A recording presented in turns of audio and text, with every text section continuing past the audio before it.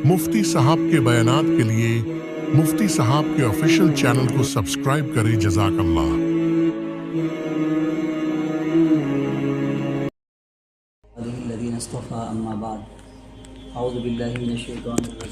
बिस्मिल्लाहिर्रहमानिर्रहीम। फस्अलू अहल ज़िक्र इन कुन्तुम ला तअलमून। सदक़ल्लाहुल अज़ीम। रोज़ाना इतवार के दिन हम लोग यहाँ जमा होते हैं और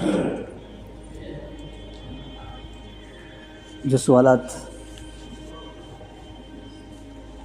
हमारे सामने पेश किए जाते हैं उनके जवाबात दिए जाते हैं। अल्लाह इस सिलसिले को जारी और सारी रखे और देर तक दूर तक फैलने फलने फूलने की अल्लाह राहें पैदा फरमाए और हमवार फरमाए। ये आपके सवालात की लिस्ट हमारे पास है। बिना किसी ताख़ीर के हम लोग इसको शुरू करते हैं। और सबसे पहला सवाल ये है कि अगर बाप अपनी हयाती में किसी बेटी को उसकी ज़रूरत के वक्त एक घर दे दे और ये कहे कि ये तेरी मीरास का हिस्सा है, मैंने तुझे दे दिया, तो क्या वो बेटी बाप के मरने के बाद बाप के तरके में से अपने हिस्से की मुस्तहिक होगी या नहीं होगी? ऐसा मसला हमारे माशरे में बहुत पेश आता है और बाज़ जगहों पर तो जो जहेज़ के मौके पर बेटियों को सामान दिया जाता है उसी को मीरास समझा जाता है। इसलिए हमारे माशरे में यानी बर्रे सगीर में बहुत से जगहों पर जहाँ अब तक तालीम और तरबियत और एजुकेशन नहीं है, वहाँ बहनों को बाप के तरके का हकदार ही नहीं समझा जाता। जितना मर्द का हिस्सा है बाप के माल में, बाप के तरके में, उतना ही औरत का भी है। जितना भाई का है उतना बहन का भी है। अपने अपने हिस्से के मुताबिक जितना शरीयत ने उनके लिए मुकर्रर किया है वाजिब है। ये अगर ऐसी कोई सूरत हाल भी पेश आ जाए कि ज़िंदगी में बेटी को बाप ने अपनी तरफ से कुछ दे दिया था और ये कह कर दिया था कि ये तेरी विरासत है, तेरी मीरास है, जो तुझे मिलेगी मेरे मरने के बाद, मैं अभी दे रहा हूँ, तो भी ये मीरास कंसीडर नहीं होगी। और बाप के वफ़ात के बाद अगरचे उसने मीरास कहा था तब भी बाप के माल में उसका अपना जितना हिस्सा होता है वो अपने पूरे हिस्से की मुस्तहिक होगी। एक सवाल किया है मुफ्ती साहब, ऑनलाइन जमात के ज़रिए नमाज़ पढ़ना कैसा है? अच्छा है, सबको शौक़ रहता है कि काबतुल्लाह की जमात में हम शरीक हो जाएं। देखिए, इक्तिदा के लिए यानी मुक्तदी बनने के लिए और किसी के पीछे नमाज अदा करने के लिए ज़रूरी है कि दोनों का मकान मुत्तहिद हो। यानी इमाम जहाँ है वही मकान मुक्तदियों का भी होना चाहिए, वरना नमाज नहीं होगी। तो ऑनलाइन जमात में ये शर्त मफ़कूद है। ज़ाहिर सी बात है, इमाम कहीं और होगा और मुक्तदी कहीं और होंगे, इसलिए ऑनलाइन जमात दुरुस्त नहीं है। हम थोड़ा जल्दी जल्दी चलते हैं, सवालात बहुत हैं। क्या इंतखाबात में हिस्सा लेना चाहिए? जवाब देकर शुक्रिया का मौका इनायत फरमाएं। देखिए, कुरान करीम में अल्लाह ताला ने फरमाया लिल्लाहि मा फिस समावाति व मा फिल अर्द। यह आसमान और ज़मीन किसने पैदा किया? अल्लाह ने। जब किसी भी कंपनी का कोई भी प्रोडक्ट हम ख़रीदते हैं तो उस पर इंस्ट्रक्शंस होते हैं कुछ उस प्रोडक्ट को यूज़ करने के। अगर बड़ी मशीन होती है तो पूरा मैनुअल गाइड होता है पूरा, उसके ज़रिए से ट्रेन किया जाता है कि आप इस चीज़ को कैसे यूज़ करेंगे, कैसे अपने काम में लाएंगे। तो इसका हक़ किसको होता है? जिसने वो प्रोडक्ट बनाया है। तो यही अब रूल इस ज़मीन पर भी लागू होना चाहिए कि ये ज़मीन बनाने वाले अल्लाह हैं, तो इसमें कानून किसका चलना चाहिए? अल्लाह का। और अल्लाह ने वो कानून भी भेजा है, उस कानून का नाम, उस कॉन्स्टिट्यूशन का नाम कुरान है। लेकिन अनफॉर्चुनेटली हम मुसलमानों ने इसकी तरफ कोई खातिर खा तवज्जो नहीं की कि अल्लाह ताला के कवानीन किस तरह अल्लाह ताला की के इस मुल्क में, इस ज़मीन में नाफिज हों। कुछ जगहों पर लोगों ने कोशिश की, उनको कामयाबियाँ मिली। अब जब हमने अल्लाह के कानून को नाफिज करने को गैर ज़रूरी समझा اس کو اپنی ذمہ داریوں کے علاوہ کوئی دوسری چیز سمجھی تو کیا ہوا؟ ہم پر دوسرے نظام مسلط کیے گئے۔ دیش کو، ملک کو چلانے کا ایک نظام وہ ہے جو قرآن پیش کرتا ہے، اس کو خلافت کا نظام کہتے ہیں، اور دوسرے بہت سے نظام ہیں، جیسے پہلے امپیریلزم کا زمانہ تھا، پھر اب سیکولرزم کا زمانہ ہے، اور ڈیموکریٹک نظام نافذ ہے اکثر کنٹریز میں۔ تو اب ہم ماتحت ہو گئے ہیں اور اس نظام کے تحت ہم کو چلنا پڑے گا۔ اب اس نظام میں اگرچہ یہ شریعت سے تو کانٹراڈکٹ کر رہا ہے، کیوں؟ اس لیے کہ شریعت تو کہتی ہے کہ اس سرزمین میں قانون اللہ کا چلے گا، لیکن ڈیموکریسی کہتی ہے کہ نہیں، قانون انسانوں کا چلے گا۔ جو انسانوں کی جمعیت جس بات کو اچھا کہہ دے گی وہ اچھی، اور جس بات کو وہ برا کہہ دے گی وہ بری۔ تو اس اعتبار سے یہ شریعت سے میل کھاتا ہوا نہیں ہے، لیکن پھر بھی یہ نظام ہم پر مسلط ہے۔ تو اس کے تحت اب اس میں اب کس طرح حکمرانی کی جاتی ہے، ملک کو چلایا کس طرح جاتا ہے؟ ووٹ کے ذریعے سے کسی کو بھی ملک کا صدر بنایا جاتا ہے، پرائم منسٹر بنایا جاتا ہے، اس کے ذریعے سے دیش چلتا ہے۔ اور یہ پرائم منسٹر اور صدر آدمی کیسے بنتا ہے؟ ووٹ کے ذریعے۔ تو انتخابات گویا کہ اس بات کی کوشش ہوتی ہے کہ ہم کسی ایسے کینڈیڈیٹ کو چن کر لائیں جو ملک والوں کے ساتھ، ملک میں رہنے والی عوام کے ساتھ اچھا سلوک کرے، مظلوموں کو ان کے حقوق دے، ظالم کو سبق سکھائے، غریبوں کا خیال رکھے، وغیرہ وغیرہ۔ ہر ایک ووٹ اس اعتبار سے بہت قیمتی ہوتا ہے کہ وہ کس مقصد کے لیے پڑھنے جا رہا ہے، اگرچہ اس کا نتیجہ کچھ بھی ہو، لیکن اس اعتبار سے تو وہ اہم ہے کہ ہمارے اس ووٹ کے نتیجے میں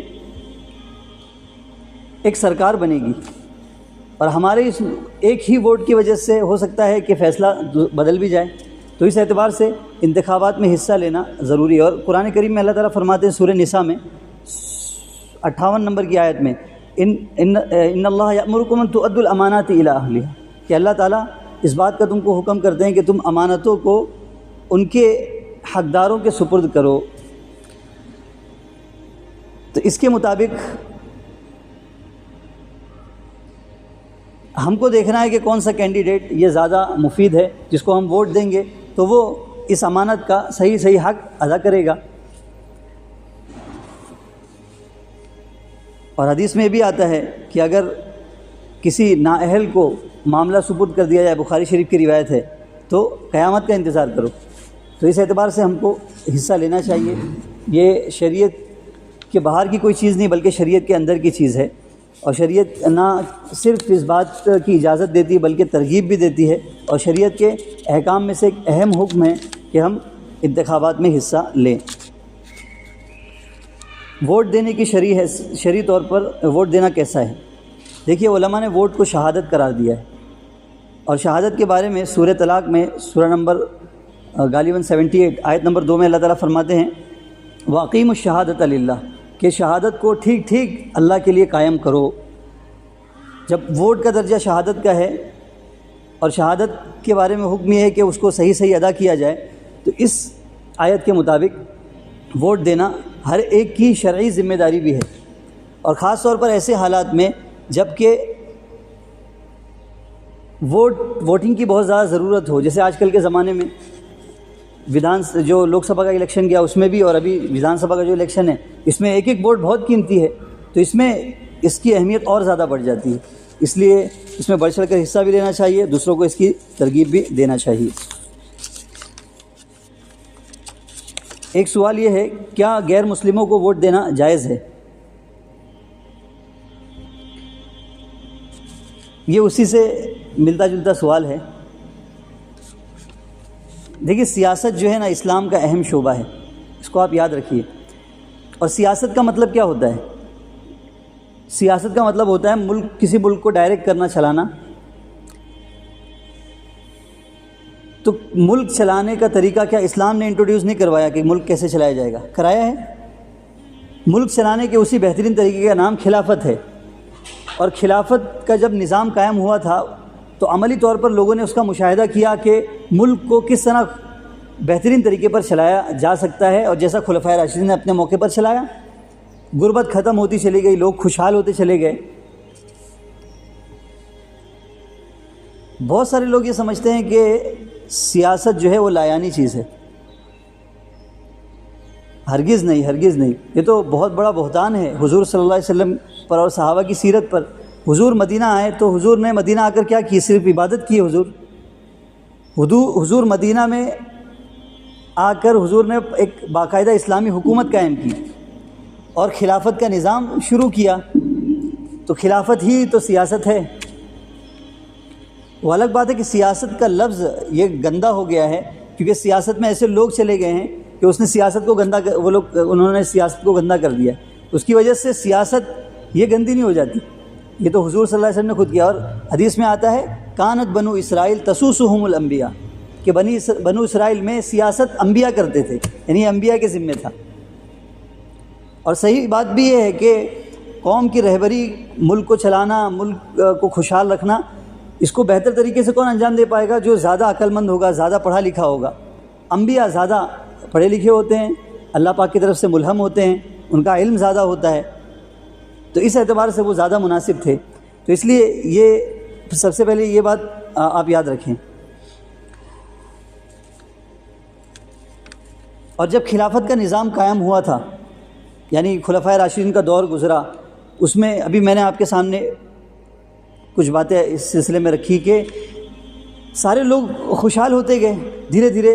اور آپ کو تعجب ہوگا، محمد بن قاسم رحمۃ اللہ علیہ، جن کے سبب سے اللہ تبارک و تعالیٰ نے ہم کو یہاں اہل ہند کو ہدایت دی اور ان کے ذریعے سے اسلام یہاں تک پہنچا فاتحانہ طریقے پر۔ محمد بن قاسم رحمۃ اللہ علیہ کے بارے میں آتا ہے کہ آپ بہت سے علاقوں میں جاتے تھے، یہاں پر جب آپ آئے آپ نے ان علاقوں کو فتح کیا۔ فتح کرنے کے بعد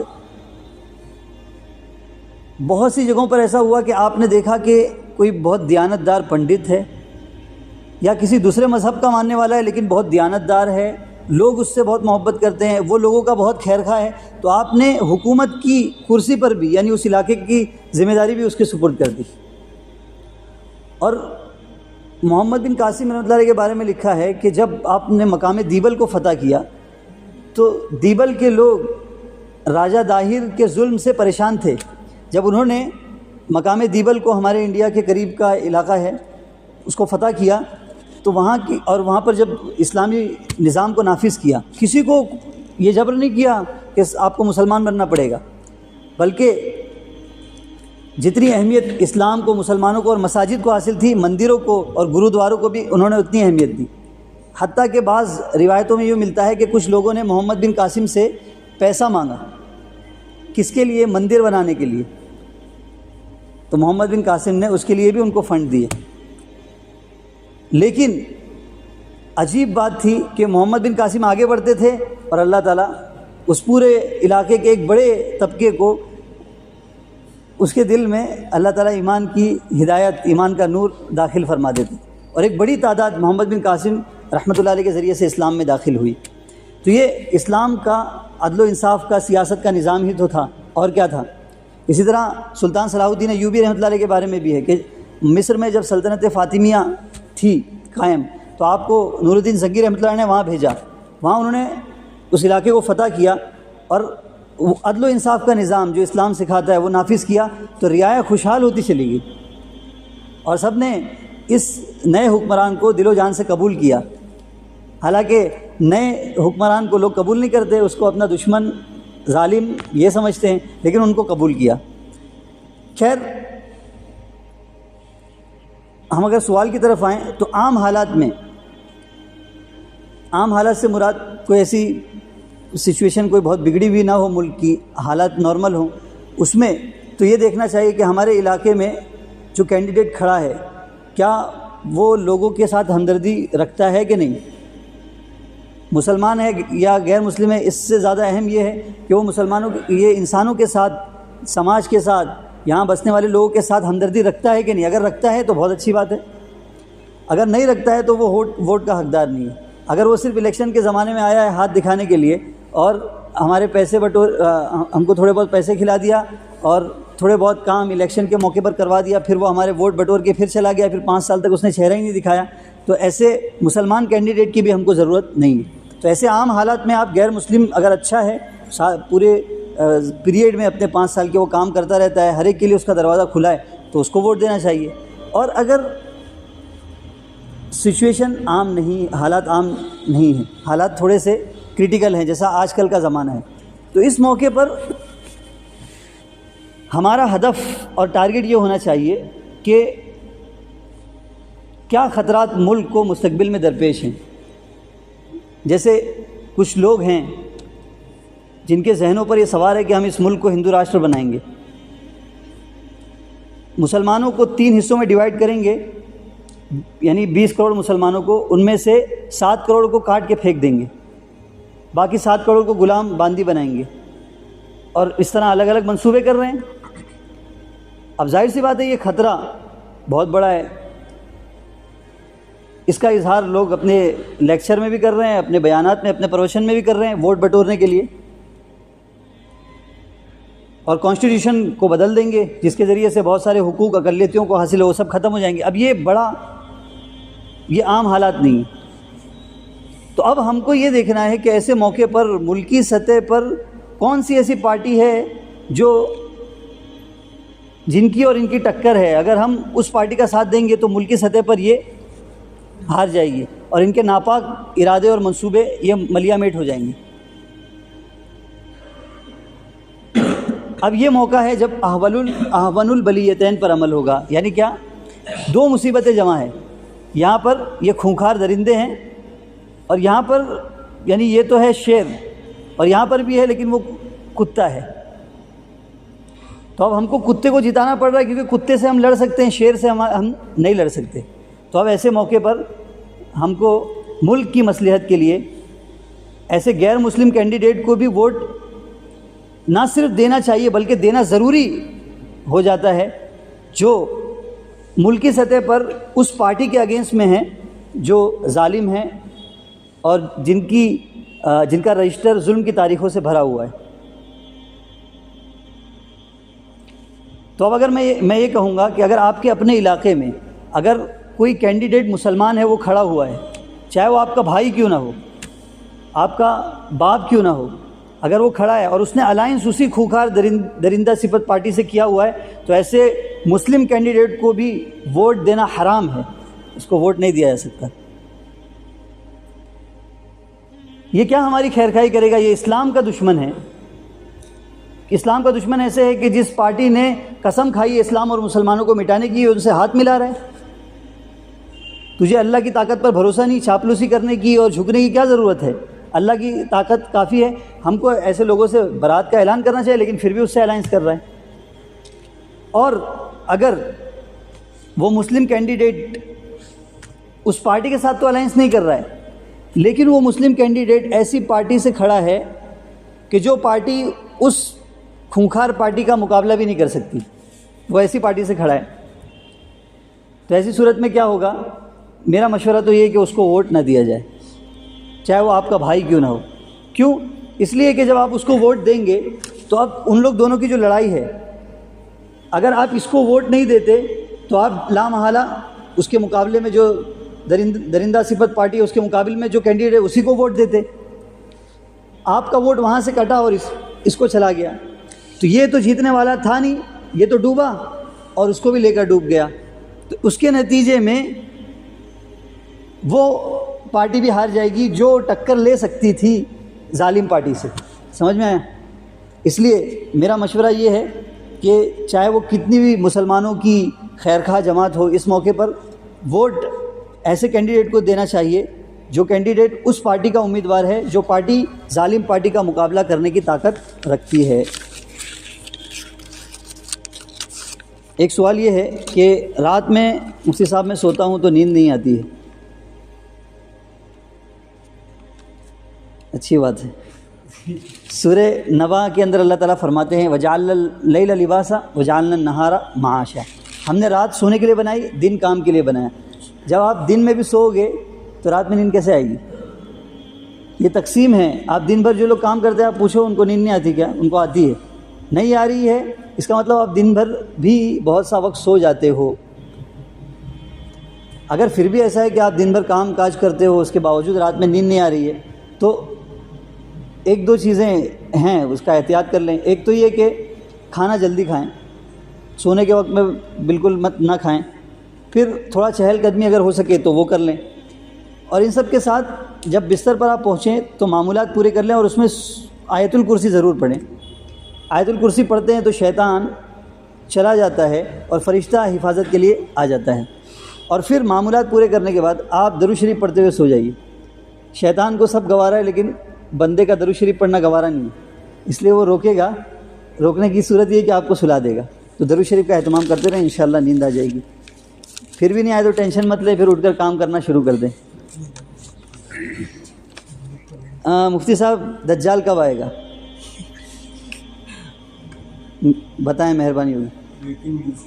بھائی فون لگاؤ, دجال کب آئے گا پوچھتے ہیں. دیکھو پوچھنے اور سمجھنے کی بات یہ ہے کہ دجال کا فتنہ کتنا زیادہ سنگین ہے.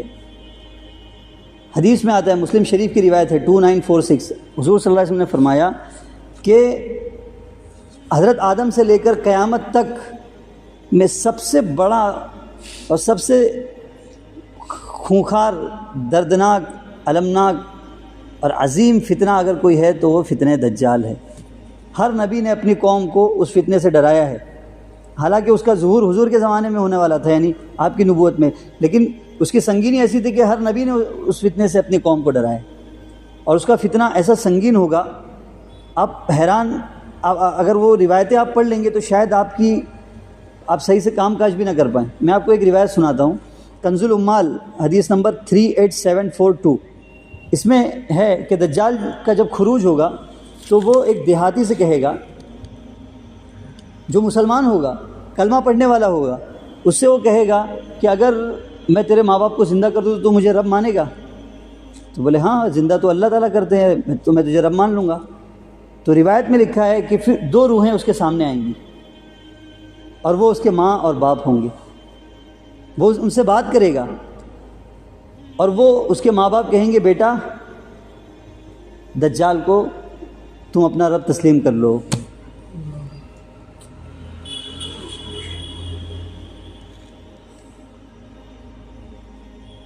اس کا فتنہ اتنا سنگین ہے اور لوگ اتنے بے غافل اور بے خبر ہیں کہ اس کی کوئی انتہا نہیں. آپ کو میں ایک کتاب کا نام بتاتا ہوں, برمودا تکون اور دجال. آپ وہ کتاب پڑھیے اور اس کے بعد مجھ سے ملاقات کیجیے. کم سے کم 15-20 دن تک تو آپ کی نیند بھی اڑ جائے گی شاید. ایسی باتیں لکھی ہوئی ہے اور ایسے انکشافات, اللہ اکبر, کیا کچھ ہو رہا ہے دنیا کے اندر اور ہم کو کچھ لینا دینا ہی نہیں اس سے. خیر, یہ بہت اہم سوال اس معنی کر کے ہے کہ الحمدللہ ہم لوگ, ہماری جو تفسیر کی مجلس ہو رہی ہے اس میں اب جو سلسلہ شروع ہونے والا ہے وہ فتنہ دجال پر انشاءاللہ گفتگو شروع ہوگی. اور فتنہ دجال پر گفتگو اس لیے ہوگی کہ ہم سورہ کہف کی تفسیر شروع کرنے جا رہے ہیں. تو سورہ کہف کو فتنہ دجال سے ایک خاص مناسبت ہے. حدیث میں آیا ہے, اللہ کے نبی نے فرمایا کہ جو فواتح سورہ کہف پڑھے گا دجال کا اس پر کوئی اثر نہیں چلے گا. تو اب دیکھنا پڑے گا کہ آخر 114 صورتوں میں سورہ کہف کا انتخاب کیوں ہوا اور دجال کا فتنہ کیوں اتنا سنگین فتنہ ہے. تو اس کے اوپر انشاءاللہ ہم لوگ تفصیل سے آج سے گفتگو شروع کریں گے, اس لیے اس میں آپ کثیر تعداد میں پہنچنے کی کوشش کریں. مفتی صاحب, سود کے بارے میں کیا وعید آئی ہے؟ دیکھو قرآن کریم میں سود کے بارے میں وعید بہت زبردست آئی ہے. سورہ بقرہ سورہ نمبر 2 آیت نمبر 278 میں اللہ تعالیٰ فرماتے ہیں, یا ایھا الذین آمنوا ذروا ما بقی من الربا ان کنتم مؤمنین. اگر تم مومنین ہو تو سود کا معاملہ جو باقی رہ گیا ہے تمہارے ایمان لانے کے بعد تو اس کو ختم کر دو. اگر تم باز نہیں آ رہے ہو فأذنوا بحرب من اللہ ورسولہ, تو اللہ اور اس کے رسول سے اعلان جنگ ہے. اللہ اور اس کے رسول تم سے جنگ کا اعلان کرتے ہیں. اللہ اکبر. اور حدیث میں آتا ہے, مسلم شریف کی روایت ہے 1598, اللہ کے نبی صلی اللہ علیہ وسلم فرماتے ہیں, لعن اللہ آکل الربا وموکلہ. اور اس طرح 4 لوگوں پر اللہ کے نبی صلی اللہ علیہ وسلم نے لعنت فرمائی ہے, سود کھانے والے پر, سود لکھنے والے پر, سود پر گواہ بننے والوں پر. تو اللہ کے واسطے سود سے اجتناب کریں. ہاں، لینے والا، دینے والا، لکھنے والا. لینے کے بعد صرف لینے کے بارے میں یہ ہے جی کہ مطلب لون لے کے کچھ کرنے کا جاتا وہ بھی ایک بالکل. وہ بات نہیں ہے. لوگوں کو سیریس نہیں سمجھتے اس کو. جو سود کھانے کے بارے میں سیریس سمجھتے ہیں. میں بہت لوگوں سے بات چیت کر رہا ہوں، ان کو ایسا نہیں لگتا ہے کہ دینا کوئی بڑی یہ نہیں ہے، لینا بہت بڑا گناہ ہے. سب یہ بھی بہت اہم بات ہے. یہ اس طرح کے بہت سارے سوالات آ گئے ہیں. بہت سارے لوگ بولتے ہیں مفتی صاحب ہم کو گھر بنانا ہے تو 1 کروڑ روپیہ خرچہ ہے، ہم ہوم لون لے رہے ہیں. تو یہ ہوم لون لے رہے ہیں، آپ ایگریمنٹ پر سائن کر رہے ہیں اس پر کہ وہ لوگ کہہ رہے ہیں کہ اگر آپ مہینے میں اپنی قسط نہیں جمع کرو گے تو آپ کو 2000 روپے دینا پڑے گا. آپ ایگری ہیں؟ ہاں ہم ایگری ہیں. تو آپ یہ سود لکھنے والا، سود پر گواہ بننے والا، سود پر راضی رہنے والا، ان سب پر اللہ کے نبی صلی اللہ علیہ وسلم نے لعنت فرمائی اور سب اس لعنت کے مستحق بن رہے ہیں. یہ کوئی ایسی ضرورت نہیں گھر کے آپ اس کے بغیر مر جائیں گے. بھاڑے کے روم میں بھی رہ سکتے ہیں بھائی.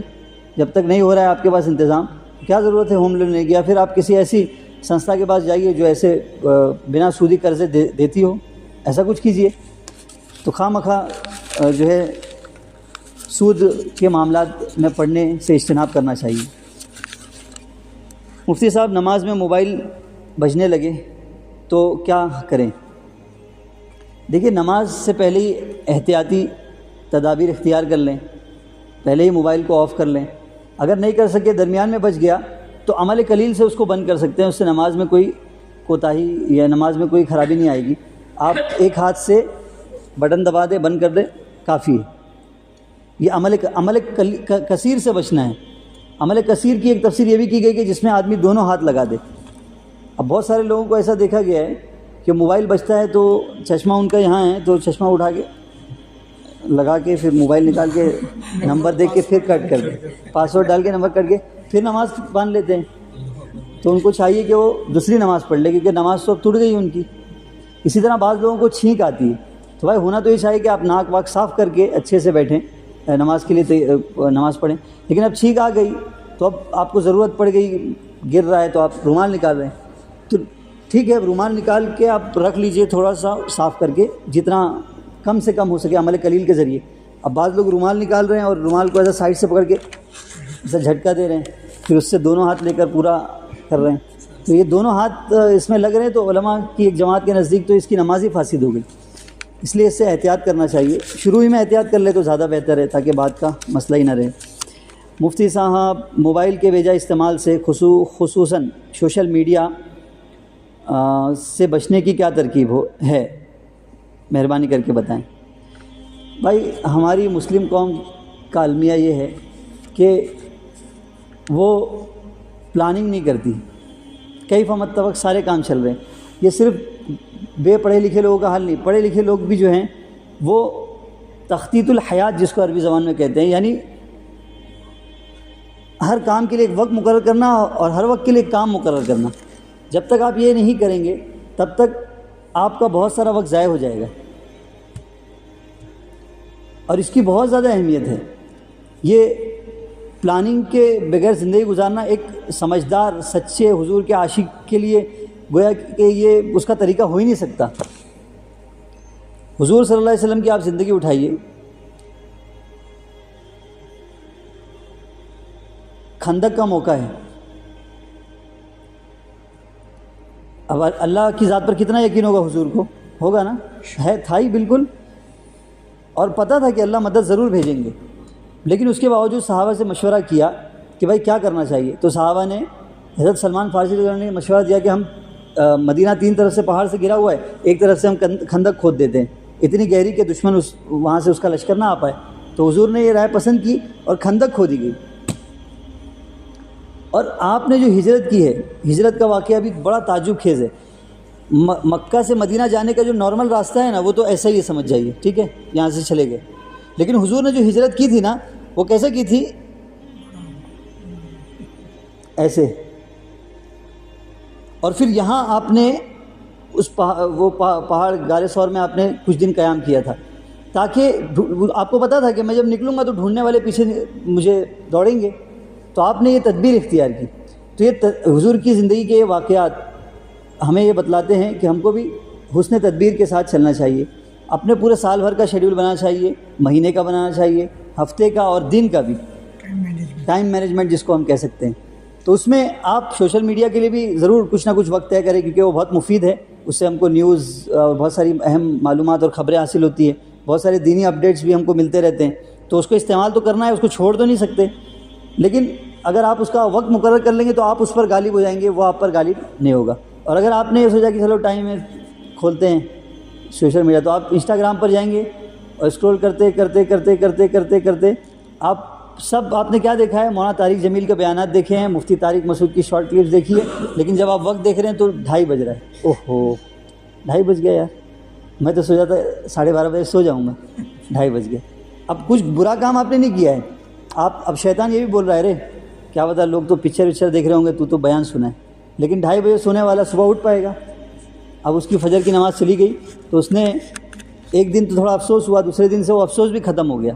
دوسرے دن مولانا طارق جمیل صاحب کا بیان، تیسرے دن فلانے کا، چوتھے دن فلانے کا، اور اس طرح وہ جب فارغ ہو کر اس پر بیٹھ رہا ہے تو اس کا وقت زیادہ چلا جا رہا ہے. اگر اس نے وقت طے کر لیا ہوتا کہ بھائی مجھے 12:30 بجے سو جانا ہے یا 12 بجے سو جانا ہے اور مجھے سوشل میڈیا اتنے وقت استعمال کرنا ہے، تو بہت آسانی سے وہ اس پر قابو پا سکتا تھا. ٹھیک ہے، جو غیر ضروری ہے اس کو تو ڈیلیٹ ہی کر دے. اگر فیس بک آپ کوئی بہت انٹرپرینر نہیں ہے، کوئی بہت بزنس مین نہیں ہے، تو فیس بک کی بہت زیادہ ضرورت نہیں پڑتی ہے آپ کو.